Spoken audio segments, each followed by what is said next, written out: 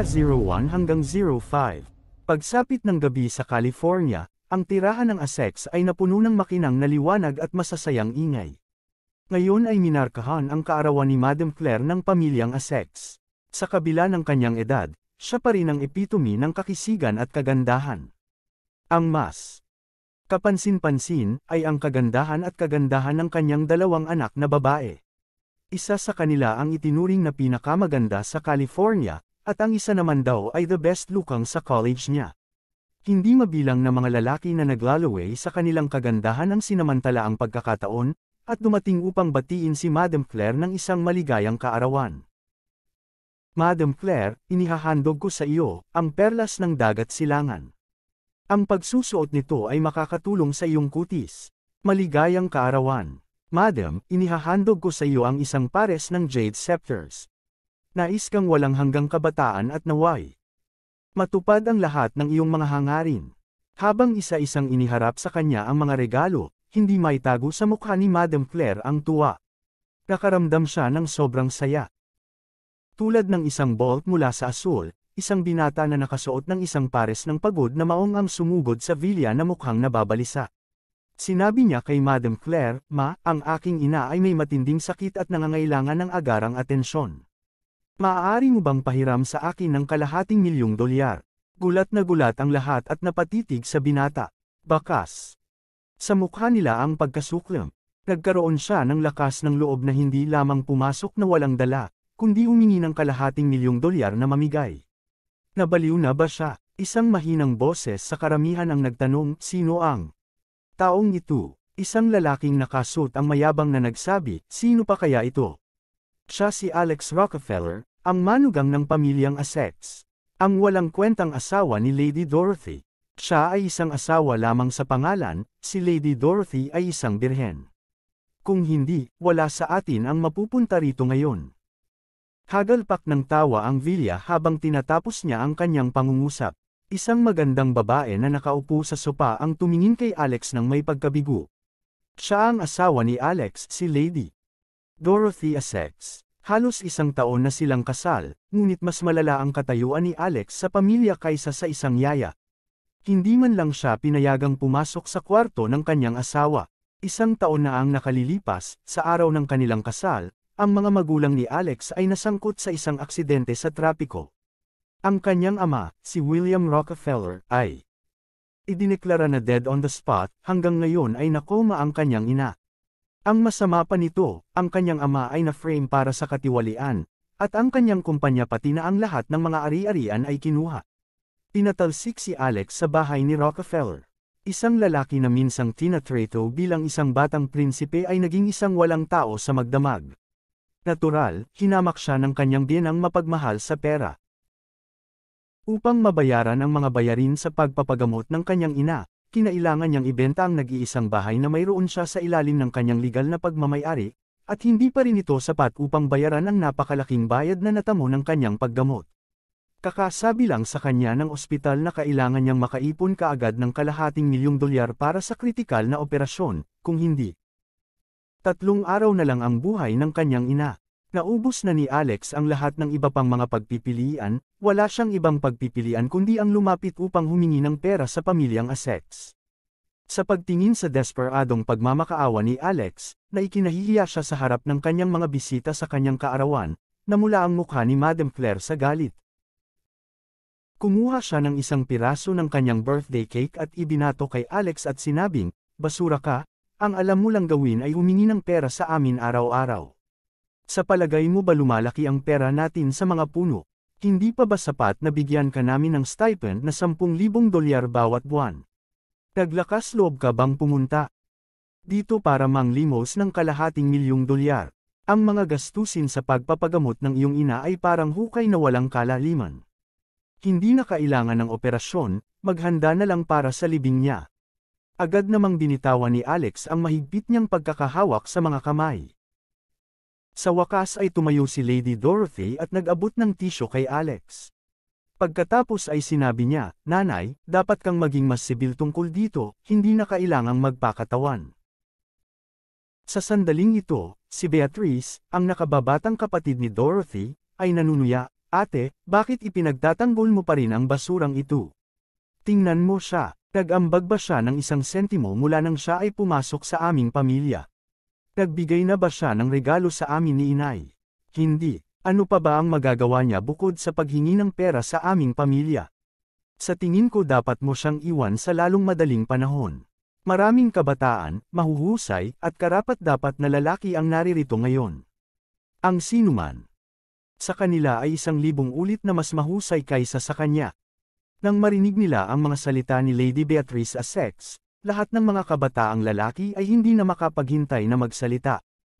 Sumasang-ayon ako. Ang pagiging kasal sa natalo na ito ay tunay na kapas-palad para kay Lady Dorothy, mas mabuting ipawalang bisa kaagad ang kasal. Sabi ng isang binata, handa akong pakasalan kaagad si Lady Dorothy, magbibigay ako ng dote ng isang mansyon sa Beverly Hills na nagkakahalaga ng $30 milyong at isa pang $20 milyong na pera. May iba agad na sumigaw, $30 million mansion in Beverly Hills. Dapat iyon ang pinakamurang bahay sa kapitbahayan. Handa akong magbigay ng mansyon na nagkakahalaga ng $80 milyon sa Beverly Hills kung pakakasalan mo ako, Lady Dorothy. Ang isa naman ay sumigaw, ako. Hanggat pinakasalan ako ni Lady Dorothy, lahat ng bilyon-bilyong ari-arian ng pamilya Jones ay magiging iyo. Namutla ang mukha ni Alex sa kahihiyan. Namutla din ang mukha ni Dorothy. Nanlungo siya dahil sa sumunod na sinabi ng kanyang ina. Natutuwa si Madam Claire na makita ang lahat na nag-aalok ng napakataas na dote para sa kamay ng kanyang anak na babae sa kasal at sinabi, mga Ginoo, mangyaring tumira at makinig sa aking sasabihin. Ang totoo, ang aking anak na si Dorothy ay nagkaroon kamakailan ng isang problema at hindi sinasadyang tumakbo sa Sir Gaston Gates ng Thousand Miles Corporation. Nagbanta si Sir Gaston na patakbuhin ang aming Essex Construction sa negosyo. Kung sino man ang handang tumulong kay Dorothy mula sa kaguluhang ito, nasa iyo ang aking pagpapala para sa kamay ng aking anak na babae sa kasal. Hindi niya binanggit na hiniling ni Sir Gaston na makasama si Lady Dorothy, kung hindi, itataboy niya ang pamilya Essex sa labas ng bayan. Napuno ng galit si Alex at napasigaw ng malakas, hindi ako papayag dyan, asawa ko si Dorothy. Hinampas ni Madam Claire si Alex sa mukha niya at sinabing, sino ang asawa mo? Hindi mo ba alam na ikaw ay walang tao? Wala kang karapatang magsalita. Muli siyang nagtanong, mga Ginoo, ano ang masasabi ninyo? Matapos marinig ang banta ni Gaston Gates, lahat nang nag-aagawan na pakasalan si Lady Dorothy ay nagbago ng husto at hindi umimik kahit isang salita. Ang Thousand Miles Conglomerate ay ang nangungunang korporasyon sa California. Ang kanilang mga ari-arian ay nagkakahalaga ng $1 trilyon. Ang isang salita mula sa pamilya Gates ay maaaring magpang-inag sa mundo.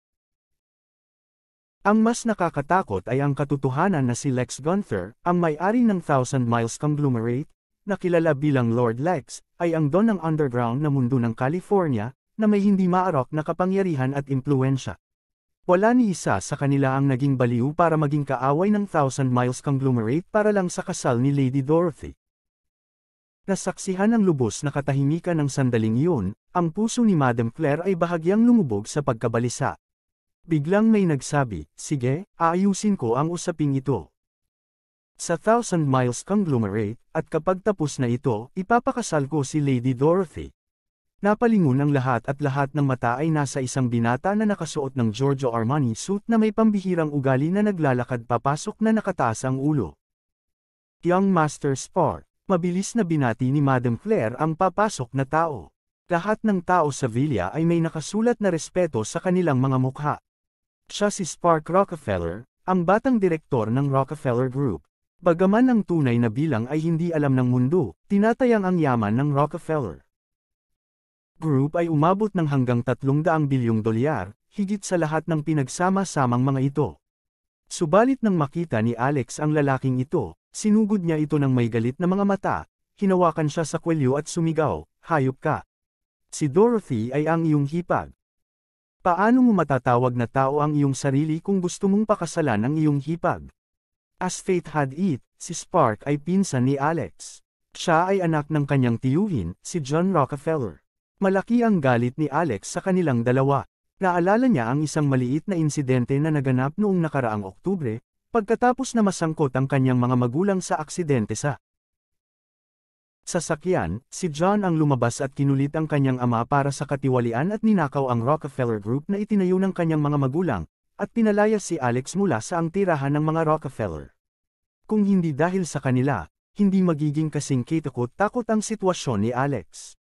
Tiningnan ni Spark si Alex nang may pag-aalipusta, at sinabing, anong hipag? Pinalayas ka sa tirahan ng mga Rockefeller ng sarili mong lolo, paano maituturing na hipag ko si Lady Dorothy? At saka, hindi mo siya deserve. Kinayla ni Madam Claire si Alex at sinipa. Pagkatapos ay lumingon siya ng may ngiti, sinabi kay Spark, Master Spark, napakapalad ko na ang isang taong pinahahalagahan mo ay nakapaglaan ng oras para sa akin ngayon. Natatawang sabi ni Spark, Madam, birthday mo ngayon, pumunta ko dito para batiin ka ng personal. Ito ay isang 100 taong gulang na ginseng, kahit na kailangan kong tumalon sa mga hope upang bilhin ito sa halagang $3 milyong, para lang ibigay ito sa iyo bilang regalo sa kaarawan. Nang marinig na ang ginseng ay nagkakahalaga ng ganoong kalaking pera, hindi napigilan ni Madam Claire ang kanyang kagalakan. Agad niya itong tinanggap na may matako ng ngiti mula tenga hanggang tenga. Habang nakatingin si Spark kay Lady Dorothy, natulala siya sa kagandahan nito. Halata sa lahat na gusto siya nito. Sa totoo lang, matagal na niya itong pinagnanasan. Mahina siyang nagsalita, Dorothy, narinig ko ang tungkol sa iyong munting pangyayari sa pamilya Gates. Nagkataon lang na may malapit na kaibigan ang tatay ko sa upper management ng Thousand Miles Conglomerate. Matutulungan kita na lutasin ang usaping ito. Kapag tapos na ito, bibigyan kita ng isang engranding kasal na hindi mo naiisip. Dorothy, mahal. Kita ng buong puso at minahal kita simula pa lang nang makita kita. Kapag kasal na tayo, ang buong Rockefeller Group ay magiging iyo. Kalmadong umiling si Lady Dorothy at sinabing, hindi ako makikipagdiborsyo. Napuno ng pananabik si Madam Claire nang mabalitaan niya na ang buong Rockefeller Group ay pag-aari ng kanyang anak. Kinayla niya si Lady Dorothy at sinabing, baliw ka ba? Ang posibilidad na mapunta ang isang taong tulad ni Spark ay mas mababa kaysa sa tamaan ng kidlat. Bakit gusto mo pa ring manatiling kasal sa basurang ito? Bumaling si Madam Claire kay Spark at sinabing, well, Mr. Spark, parang talagang in love ka sa anak ko. Ito ay kahanga-hanga. Simula ngayon, ikaw na ang magiging manugang ko. Natuwa si Spark nang makita ang reaksyon ni Madam Claire.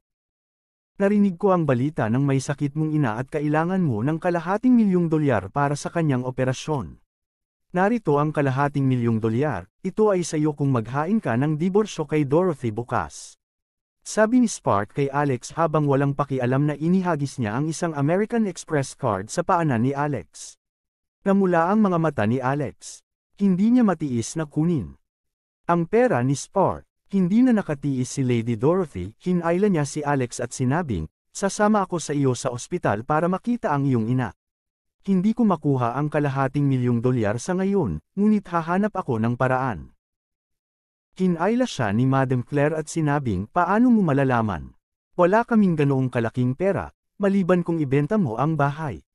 Sinasabi ko sa iyo ngayon Dorothy, kung maglakas loob kang lumabas sa pintong ito ngayon, hindi na tayo magiging pamilya. Tumayo si Lady Beatrice at tinulak si Alex palabas ng pinto. Alex, umalis ka na. Pinahiya mo si ate sa presensya mo. Umalis ka dito. Bang! Nasa labas ng villa si Alex at sinundan siya ng pinto. Narinig niyang sumisigaw si Spark mula sa loob ng villa ng Alex, remember to get a divorce tomorrow. At napuno ng tahimik na gabi ang lahat ng tawanan ng mga bisita. Si Alex ay nagngangalit sa galit at sabik na umalis sa tirahan ng Essex sa kawalan ng pag-asa. Bagamat siya ay isang asawa lamang sa pangalan ni Lady Dorothy, siya ay tunay na umiibig sa kanya. Sabay silang nag-aral sa kolehiyo at nahulog ang loob nila sa isa't isa noong panahong iyon. It was a match made in heaven, but everything came crash down on their wedding day. Siya ay tumama sa ilalim, nawala ang kanyang mga magulang at ang kanyang kayamanan. Higit pa rito, hinamak siya ng kanyang biyenan na nagpahirap sa mga bagay-bagay. Sa mismong sandaling ito, dahan-daang huminto sa tabi niya ang isang itim na Rolls-Royce Phantom. Master Alex. Lumabas sa kotse ang isang lalaking nakasuot ng maayos na suit na nasa edad 50 anyos. Natarante si Alex dahil hindi niya kilala ang lalaking ito at sinabing, tinatawagan mo ba ako? Kilala ba kita? Lumapit sa kanya ang lalaki, bahagyang yumuko at sinabing, ako si Lex Gunther ng Thousand Miles Conglomerate. Nagtatrabaho ako para sa iyong ama. Ano? Natigilan si Alex. Ilang sandali lang ang nakalipas, narinig niya ang pamilyang Essex na sabik na. Ibinebenta ang kanilang anak na babae sa pinakamataas na bidder dahil nag-aalala sila na sirain sila ng Thousand Miles Conglomerate. Out of the blue, biglang lumitaw ang kilalang Lex Gunther ng Thousand Miles Conglomerate na nagsasabing siya ay nagtatrabaho para sa kanyang ama. Lahat ba ito ay isang detalyadong kalokohan? Anong negosyo ang mayroon ka sa akin? Tanong ni Alex na. May pagtataka, nabalitaan ko na nahaharap ka sa ilang mga paghihirap kamakailan Mr. Rockefeller. Nandito ako para mag-alok sa iyo ng tulong. Ang PIN ay ang petsa ng iyong kapanganakan. Sabi ng matanda habang inaabot kay Alex ang isang itim na ATM card. Natarante si Alex, magkano ang pera sa account? Sumagot si Lex Gunther, hindi gaanong, isang maliit na 10 bilyong dolyar. Nagulat si Alex, 10 bilyong dolyar, sino ang hihilahin ng ganitong uri ng kalokohan? Ang Rockefeller Group ay kakilakilabot sa kanyang kapanahunan, na may market value na 300 bilyon, ngunit karamihan sa mga ito ay fixed asset. Sa pagkakaalam niya, maging ang kanyang ama ay walang 10 bilyong dolyar na pera sa bangko. Ngunit higit sa lahat, sinabi ng matanda na siya ay nagtrabaho para kay William Rockefeller. Sabi mo nagtatrabaho ka sa tatay ko. Ibig sabihin, Thousand Miles Conglomerate. Tumango si Lord Lex at sinabing, oo, sa iyo ang buong Thousand Miles Conglomerate, Master Alex. Sampal, sinampal ni Alex ang sarili sa mukha. Nagulat na sabi ni Lord Lex, Master Alex, ano ang ginagawa mo? Sumagot si Alex, palagay ko ay nananaginip ako. Sabi ni Lord Lex, totoo lahat ito. Ang iyong ama, si Mr. William Rockefeller, ang nagligtas sa aking buhay. Kung hindi dahil sa kanya, patay na ako ngayon. Noon, si G. Rockefeller ang nagtayo ng Thousand Miles Conglomerate. Pagkatapos ay pinamahalaan niya ako. Ha, napatulala si Alex, akala niya pa rin panaginip lang iyon. Ang Thousand Miles Conglomerate ay wala sa liga ng Rockefeller Group.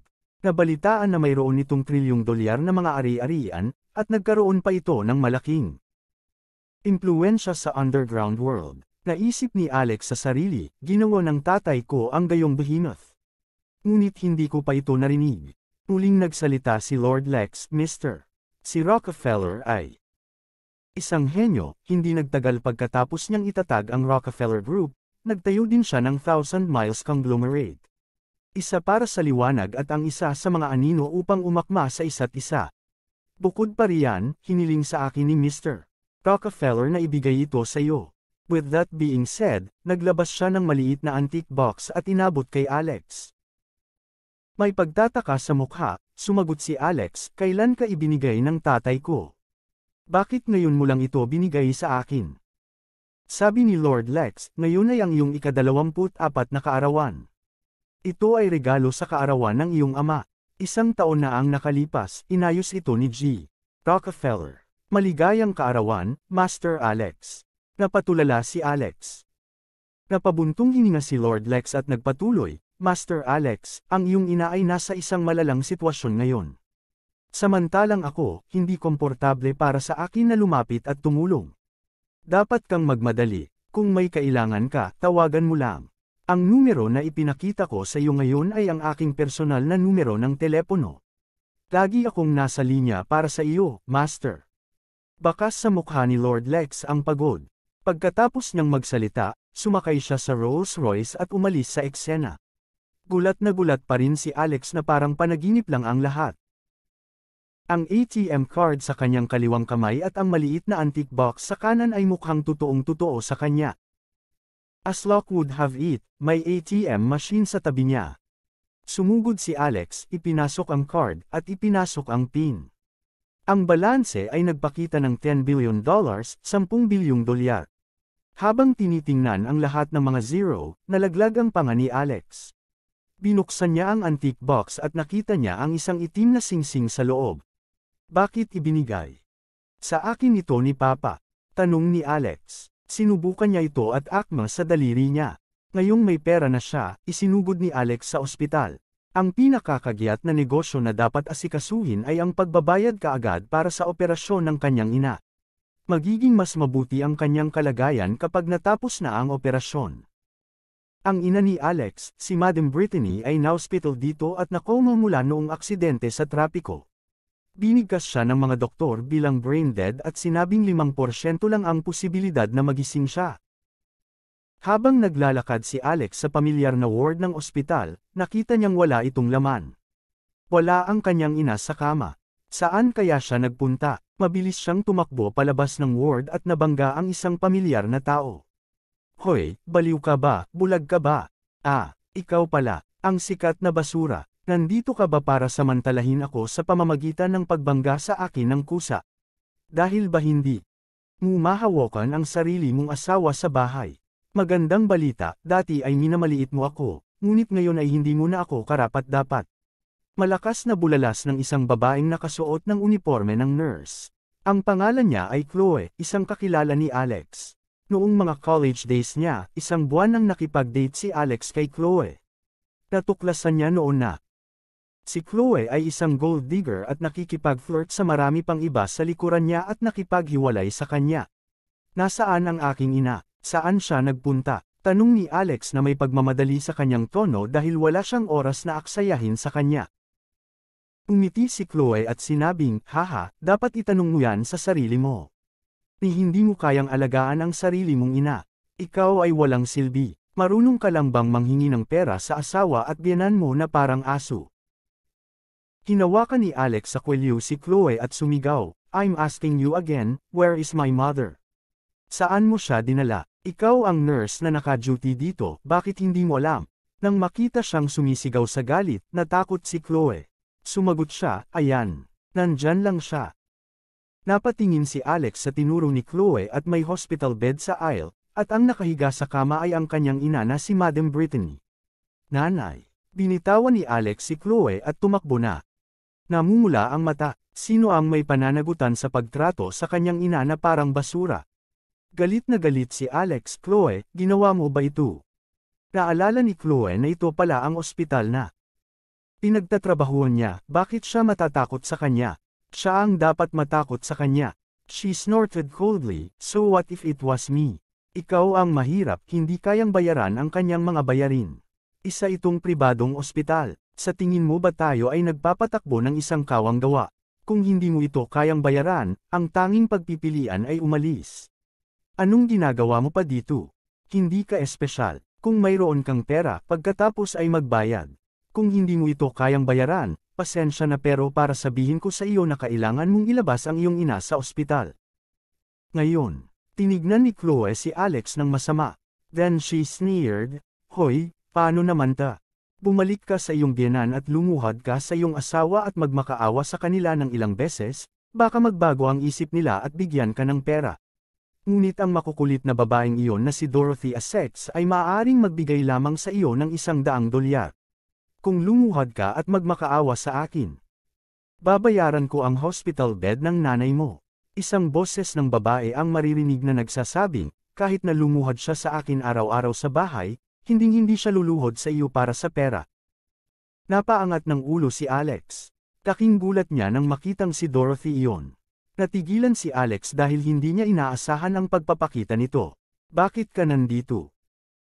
Tumingin si Lady Dorothy kay Chloe, pagkatapos ay kay Alex, na may lungkot sa kanyang mga mata at sinabing, nakadeposito na ako ng $250,000 sa iyong account, yun lang ang magagawa ko. Nagulat si Alex, saan mo nakuha ang pera? Nakuha mo ba ito sa sport? Dorothy, hindi mo makukuha ang pera. Ano ang mangyayari sa amin pagkatapos kunin ang kanyang pera? Bukod dito, mayroon akong pera, higit pa sa maiisip mo. Kaya kung ayusin ang problema mo. Sampal, kinampos ni Dorothy si Alex sa kanyang mukha at sinabing, hindi pa ba sapat para sa iyo ang 10 buwan ng daydream? Kaya mo bang itigil ang kalokohang ito? Kalimutan ito at gawin ang gusto mo. Bukas, magkahiwalay na tayo ng landas. Pagkatapos niyang magsalita, tumalikod si Dorothy at lumabas ng ospital. Sinubukan siyang habulin ni Alex ngunit pinigilan siya ni Chloe. May masamang ngiti sa mukha niya. Oh my, anong nangyayari dito? Bakit kasali ang pinsan mong si Spark? Maaaring gusto ni Dorothy na tulungan ka at nagpa siya na kumita ng pera sa pamamagitan ng paggugol ng isang gabi sa Spark. Ay nako, napakagandang komedya nito. Sinampal ni Alex si Chloe sa mukha. Papatayin kita kung patuloy kang nagbubuga ng kalokohan. Ang lakas ng loob mong sampilan ako. Sabi ni Chloe habang sinusugod si Alex. Sumugod ang head nurse na nakakita sa nangyayari at pinigilan si Chloe. Anong ginagawa niyong dalawa? Hawakan mo ang iyong mga kabayo, Chloe. Nag-aaway sa ospital na ito. Gusto mo bang tanggalin kita? Matapos pagsabihan ng head nurse na tauhan si Chloe, tinuro niya si Alex at sinabing, sinampal ako ng bastos na ito. Bakit hindi ako makaganti? Kilala ng head nurse si Alex.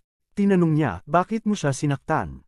Itinuro ni Alex ang kanyang ina at malamig na sinabi, iniwan niya ang aking ina dito na parang isang basura, at naglakas loob kang magtanong sa akin kung bakit. Walang dahilan para iwan niya ang nanay ko dito. Tao siya, hindi basura. Alam kong wala ng pera sa aking account sa pagbabayad, ngunit hindi ito nangangahulugan na hindi ko na kayang magbayad pa. Namaalaya na lang ng head nurse na naiwan si Lady Brittany sa corridor. Galit na galit siya at napasigaw. Anong ginagawa mo, Chloe? Sino ang nagbigay sa iyo ng autoridad na gawin ito? Humingi ng tawad kay Mr. Alex at agad na ibalik ang pasyente sa ward. Hindi maglalakas loob si Chloe na suwayan ang punong nurse. Kaya masunurin lamang siyang humingi ng tawad at ibalik si Lady Brittany sa kanyang ward. Pagkatapos ay hinanap ni Alex ang pangunahing manggagamot ng kanyang ina upang ayusin ang operasyon sa lalong madaling panahon.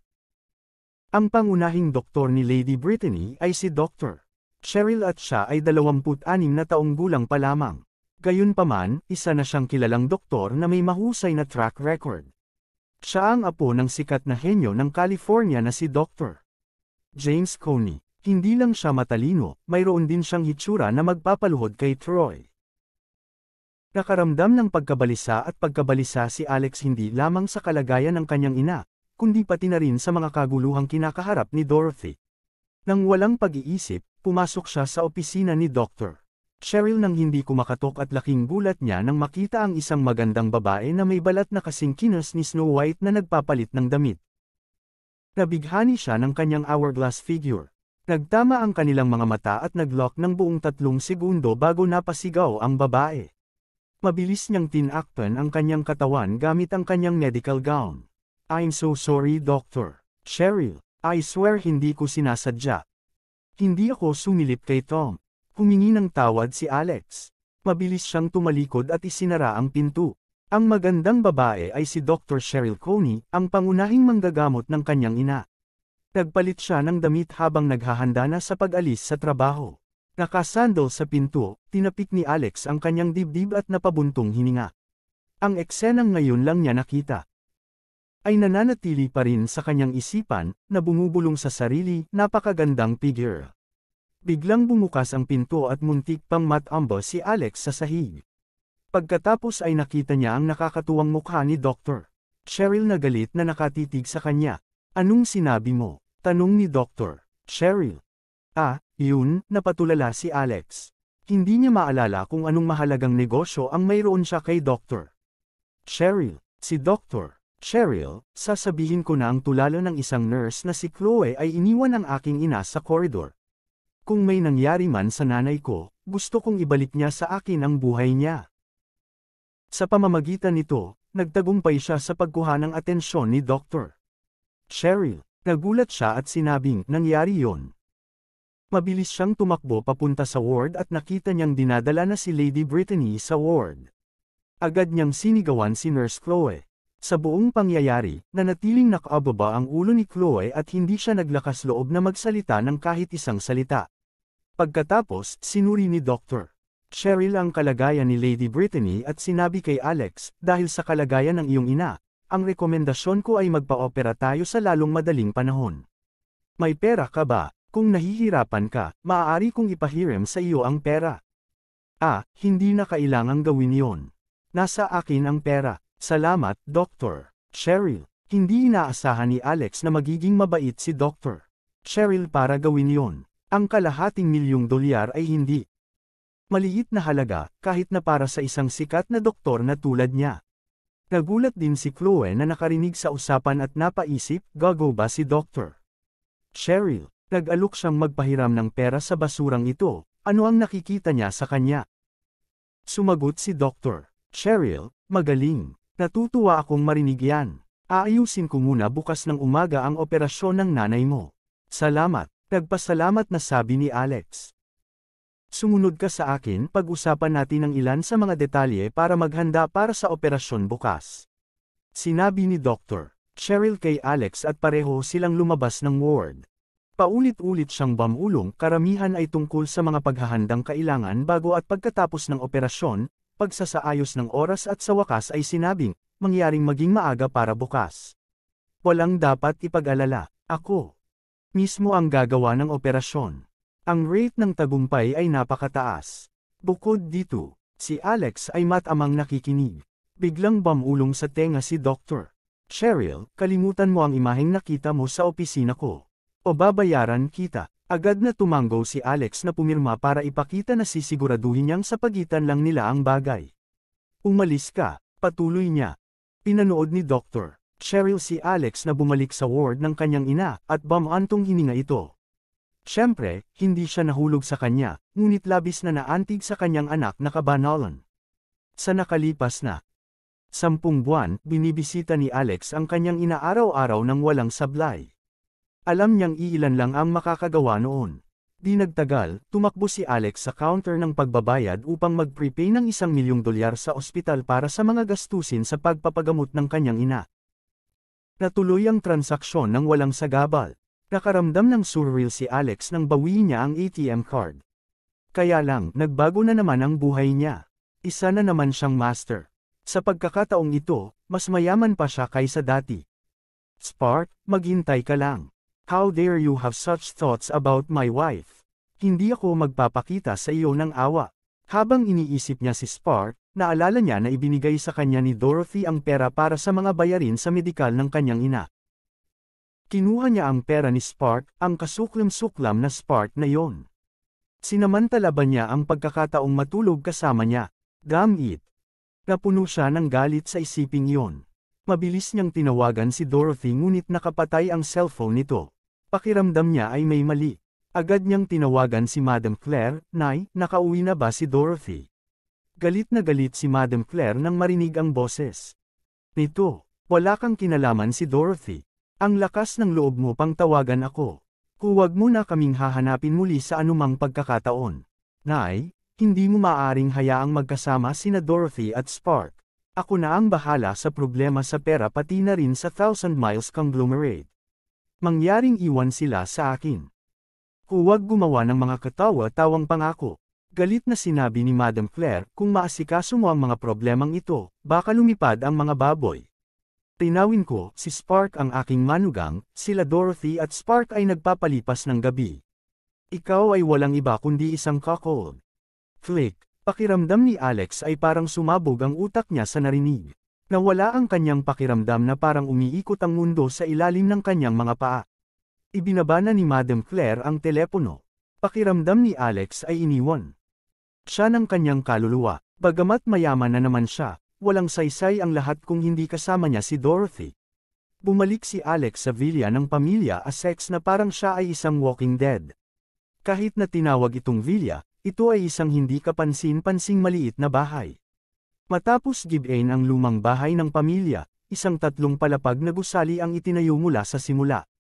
Ito ay malayo sa isang tunay na villa. Tumangala si Alex at nakita niyang bukas ang ilaw sa kwarto ni Dorothy. Nasa bahay ba si Dorothy? Tanong ni Alex sa sarili. She's not with Spark after all. At that moment of realization, parang isang malaking pasanin ang naalis sa dibdib niya. Nakita niya ang pag-asa at napagtanto na hindi mapagkakatiwalaan ang mga salita ni Madam Claire. Siya ay mapanlinlang. Mahilig siyang gumawa ng mga bagay-bagay para lang matupad ang mga pantasya sa kanyang isipan. Nagmamadaling pumasok si Alex sa mga pintuan ng villa. Nakita niya si Madam Claire sa sala, nagvi-video call sa isang tao habang naglalagay ng nail polish sa mga daliri ng paa habang nakataas ang paa. Masaya siyang nag-hum. Si Alex ay nakaramdam ng labis na kaba, batid na si Madam Claire ay nasa sabik na ang kanyang anak na babae ay ikakasal muli. Nakalimutan na niya ang lahat tungkol sa mga banta ni Gaston Gates. Nang makita si Alex, tumalon si Madam Claire sa sopa at sinabing, "Sino ang nagpapasok sa taong ito? Naglakas loob ka pa bang bumalik dito? Makipag-hiwalay ka kay Dorothy bukas." Tabas. Hindi pinansin ni Alex ang mga komento niya at mabilis na umakyat sa hagdan. Gusto niyang makasigurado na nasa kwarto niya si Dorothy. Desidido siyang hindi siya mawala. Sinubukan ni Alex na buksan ang pinto, ngunit nakalock ito. Kumatok siya ng malakas sa pinto at nagmakaawa, "Dorothy, please open the door. Alam kong nandoon ka, may importante akong sasabihin sa'yo." Sinundan ni Madam Claire si Alex na nakatapak at sumigaw, "Basura ka ng tao, lumabas ka sa bahay namin. Sino ang nagbigay sa iyo ng pahintulot na pumunta dito? Sa tingin mo may karapatan kang pumunta dito? Dapat kong makita si Dorothy," sabi ni Alex na may matatag na boses. "Di ba sabi ko sa iyo, nag-overnight siya kay Spark?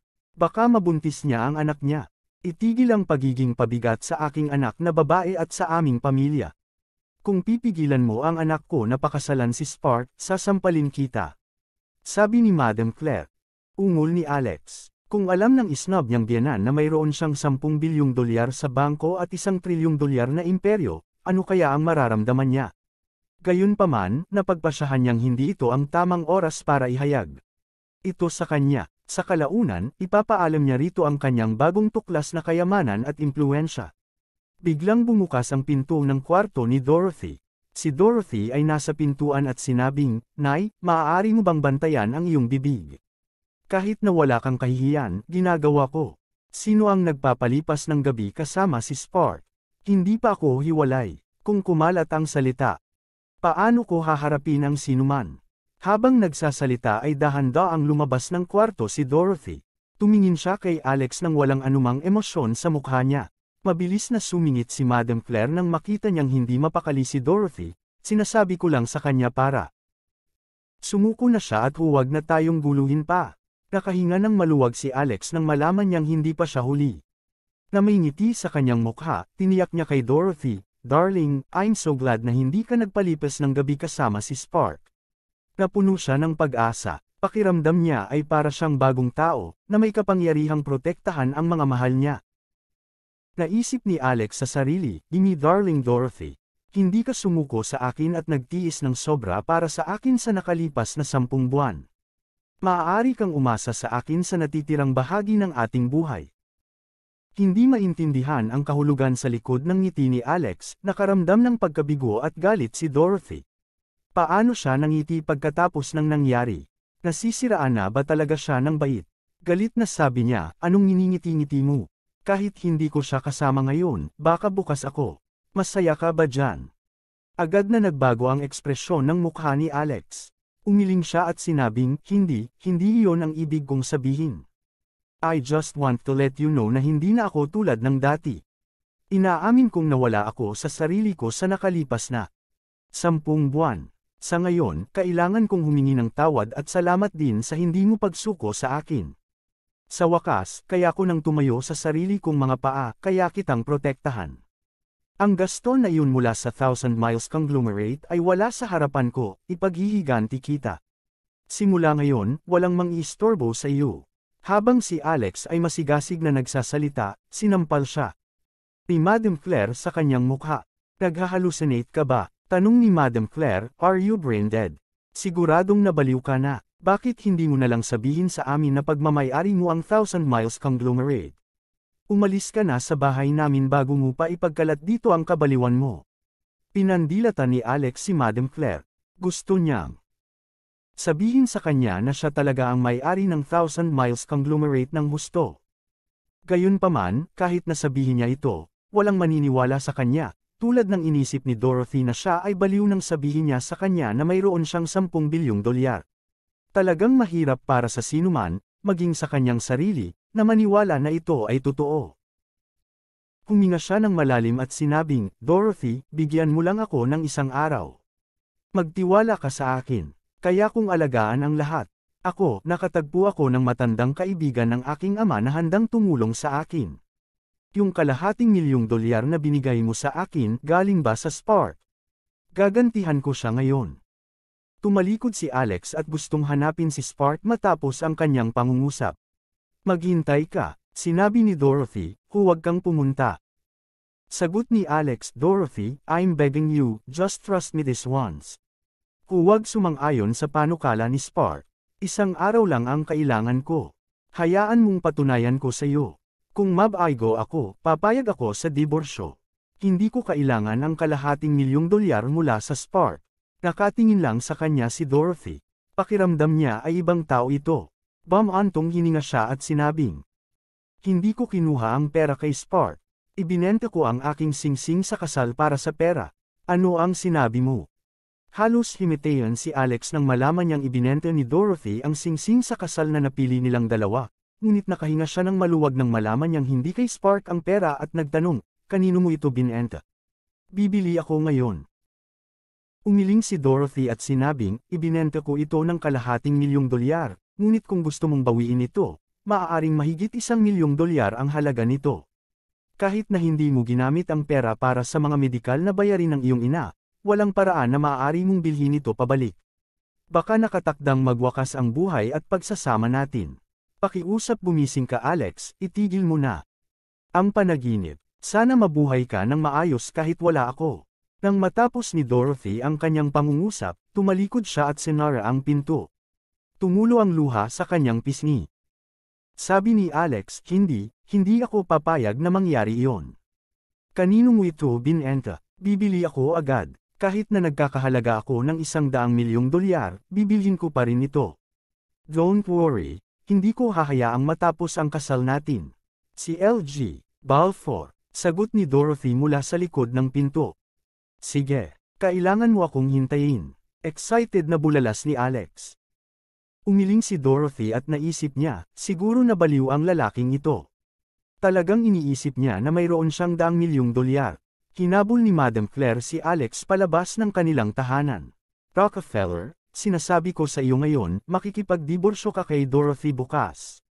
Kung maglakas loob kang makialam sa pagpapakasal ni Dorothy kay Spark, susundan kita. Huminga ng malalim si Alex at mabilis na sumugod sa LG Balfour. LG. Ang Balfour ay ang nangungunang tindahan ng alahas sa California. Iisa lang ang tindahan sa California kaya madali itong mahanap. Alas 8:30 na nang makarating si Alex sa tindahan. Mabuti na lang at hindi nagsara ang tindahan dahil medyo marami pa ring customer na nagbabrowse sa loob. Napakalaki ng tindahan na may kabuoang 3 palapag. Napuno sila ng lahat ng uri ng mamahaling at eksklusibong alahas. Mahirap tansyahin ang kabuoang halaga ng lahat ng kanilang mga kalakal. Ang mga sukat ng seguridad sa tindahan ay ganap na nangunguna. Gustong maghanap ni Alex ng katulong sa tindahan, ngunit nakatagpo siya ng pamilyar na mukha.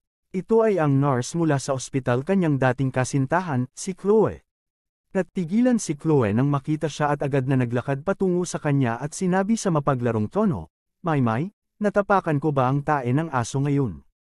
Bakit ang swerte ko ay kailangang maging kakilakilabot upang makatagpo ka muli? Anong ginagawa mo dito? Hindi mo kayang bilhin ang mga alahas dito. Wala sa nurse uniform si Chloe at nakasuot ng masikip na damit na nagpapakita ng kanyang kaakit-akit na figure. Kasama niya ang isang napakataba na lalaki na nakasuot at leather na sapatos, at nakasabit siya sa kanya na parang bahagi ng katawan nito. Sumagot si Alex, it is none of your business. Umisi si Chloe, huwag mong kalimutan ang dapat gawin ng asawa mo para lang makuha ang pera para sa operasyon ng iyong ina. Don't tell me na ginagamit mo ang pera para bumili ng regalo para sa kanya. Dapat umuwi ka na lang. Hindi ito isang lugar na tinatanggap ang isang mahirap na katulad mo. Galit na sagot ni Alex, hindi mo maisip kung gaano karaming pera ang mayroon ako. Maniniwala ka ba na mabibili ko ito ngayon? Nakaturo sa kwintas sa billboard na pinangalanang Love in a Fallen City, na may tag na 30 milyong dolyar.